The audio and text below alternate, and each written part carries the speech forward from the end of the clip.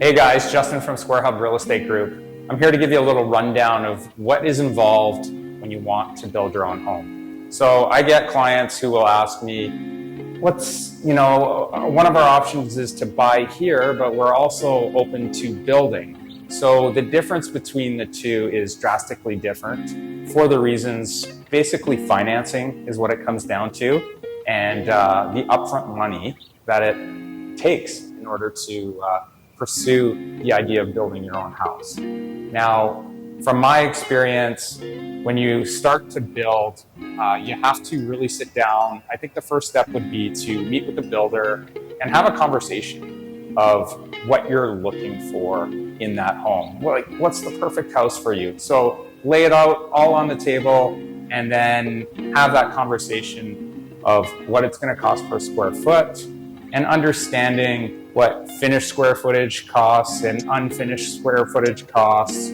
from a perspective in the pocketbook. So I want to start by when you figure out, okay, I've got the builder, this is where I'm going to go, that direction. I mean, obviously you need to find a piece of land. So we might go in reverse here, but it may seem logical to go in reverse, to find the land first and then discuss with the builder what the plan is. But from my point of view, you just want to know that it's even a viable option. So speaking with a builder and then speaking with the bank. So getting a construction mortgage is not the same as getting a regular mortgage to purchase a house. So a lot more involved in that process. And what is involved is having the money up front. So where are you going to get the down payment? When you want to purchase a lot outright versus going to a new development and building a house that is what we call a spec house, one of the houses that, you've got 3 or 4 to choose from and then you can choose your lot. The idea of building your own house on your own lot that you've purchased and designing it is quite a bit different, and there's quite a big difference in the two processes. So we're just going to focus on the idea that you want to build your own house versus buying one from a developer. And I can talk a little bit more about that and about that process as well, which is a lot easier. Now, once you've determined that the bank is okay with you borrowing the money in order to get a construction mortgage, you'll want to line up your builder, and then you're going to want to get into the design phase. So when you're designing your home, you're going to sit down, like I said, and you're going to lay it all out in terms of the size. How many bedrooms? Do you want a basement? Do you not want a basement? Will the lot that you're looking at even allow for a basement given all the rock here on Vancouver Island? So those are considerations to make when you're looking at the design of the house. Double car garage, single car garage, how big the yard's going to be, looking at your setbacks, and going from there.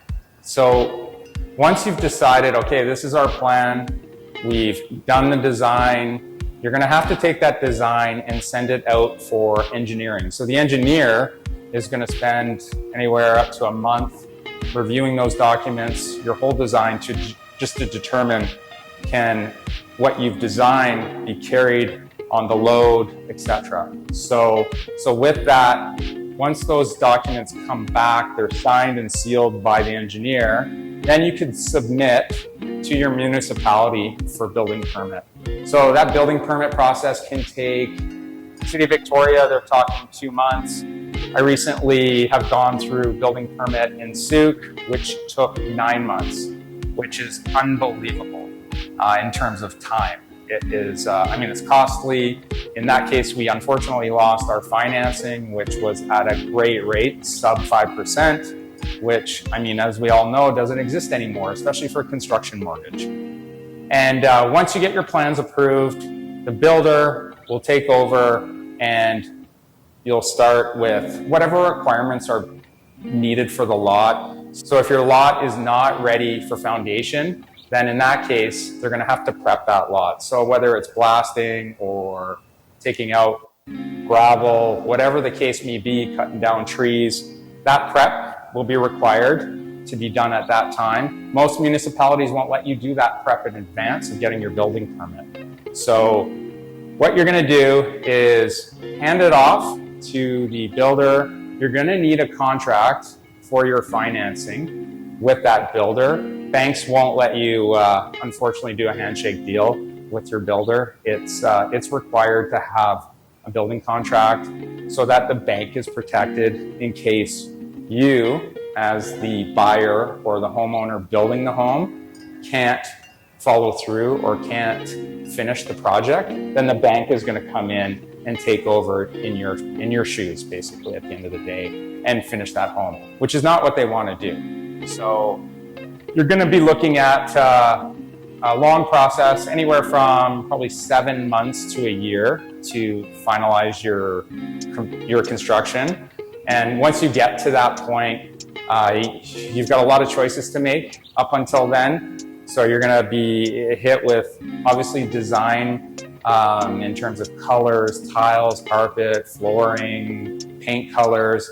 So a lot of people will choose to work with a designer in order to facilitate that. And my experience moving forward has been that is a great resource and tool to spend that little bit of extra money on. It may seem like a lot of money at the time, but when you look at the scope of your build, spending 15, 20, 25 grand, depending on what you are looking at as far as the construction cost goes, it probably will save you money in the long run, just by making the wrong color choices or choosing the wrong materials.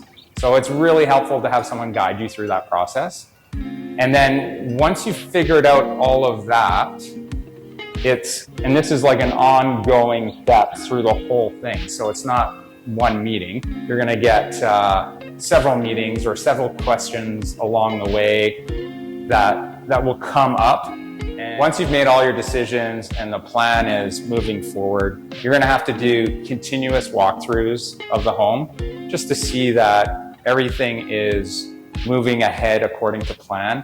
Little things can happen, little things get missed, and it's no fault for anyone. It's just things get missed. For example, I had an experience where we had the roofers in and they were putting the shingles on, and last minute I noticed that we were missing a skylight in one of the stairwells.